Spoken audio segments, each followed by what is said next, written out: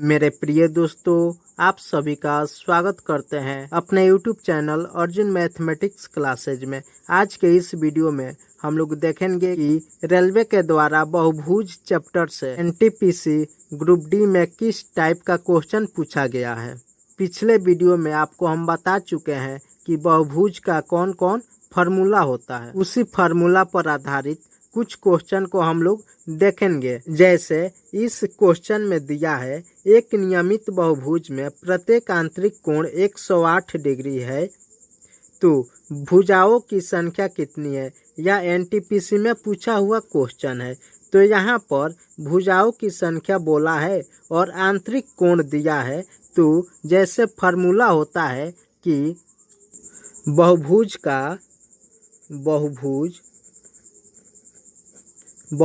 का बाह्य कोण बराबर होता है 360 डिग्री बट्टा n। तो हम लोग सबसे पहले आंतरिक कोण दिया है तो बाह्य कोण निकालेंगे। बाह्य कोण निकालने के लिए 180 डिग्री में से आंतरिक कोण को घटाएंगे तो बाह्य कोण प्राप्त होगा।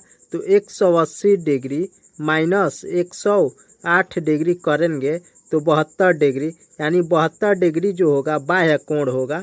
तो यहाँ पर बाह्य कोण बराबर होता है, यानी 72 डिग्री बराबर होगा 360 डिग्री बट्टा n। 72 से 360 5 बार में कटेगा तो n का वैल्यू 5 होगा। भुजाओं की संख्या निकालने के लिए हमको हमेशा बाह्य कोण निकाल करके ही भुजाओं की संख्या हम निकाल सकते हैं। ऑप्शन सी नंबर इसका सही आंसर होगा। इस क्वेश्चन में दिया है किसी 10 भुज में कितने विकर्ण होंगे, यानी इस क्वेश्चन में विकर्णों की संख्या बताना है। या एएलपी और टेक्नीशियन में पूछा हुआ क्वेश्चन है। ऐसे क्वेश्चन ग्रुप डी और एनटीपीसी में भी पूछा गया है। तो यहाँ पर विकर्णों की संख्या बोला है, तो विकर्णों की संख्या निकालने के लिए हम बताए थे आपको फार्मूला कि n² माइनस 3n/2 होता है। तो यहाँ पर n का वैल्यू 10 होगा, क्योंकि 10 भुज में बताना है विकर्णों की संख्या, तो n का वैल्यू 10 होगा। तो यहाँ पे n का वैल्यू रखेंगे, यानी n के जगह पे 10 रखेंगे तो 10 का स्क्वायर 100 माइनस 10 30/2 तो 70/2 प्राप्त होगा, यानी 35।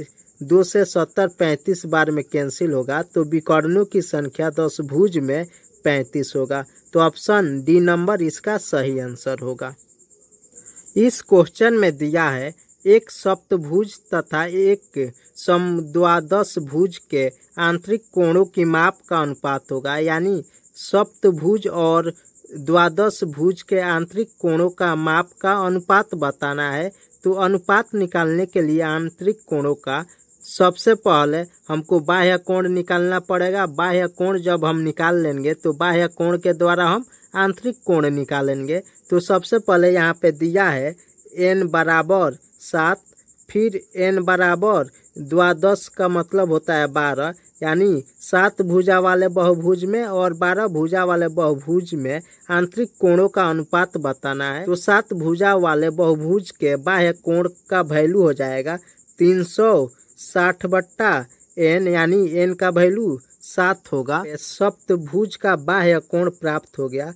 बाह्य कोण प्राप्त होने के बाद में जब हम सप्तभुज का आंतरिक कोण निकालेंगे, यानी आंतरिक कोण निकालने के लिए 180 डिग्री में से 360 डिग्री बट्टा 7 को घटाएंगे तो 180 डिग्री में से बाह्य कोण को घटाते हैं तो इसको घटाएंगे तो 18 सत्ते 126, यानी 1260 डिग्री में से 360 डिग्री घटाएंगे बट्टा 7 करेंगे तो यहाँ पे प्राप्त होगा 12 में से 3 जाएगा 9, यानी 900 डिग्री बट्टा 7 आंतरिक कोण प्राप्त होगा सप्तभुज का। इसी तरह समद्वादश भुज के आंतरिक कोण निकालने के लिए सबसे पहले हम इसका बाह्य कोण निकालेंगे, यानी बाह्य कोण निकालने के लिए 360 में भुजाओं की संख्या से भाग करेंगे तो 12 3 36 30 डिग्री प्राप्त होगा। बाह्य कोण यहाँ पे प्राप्त हो गया तो आंतरिक कोण निकालेंगे, यानी 180 डिग्री में से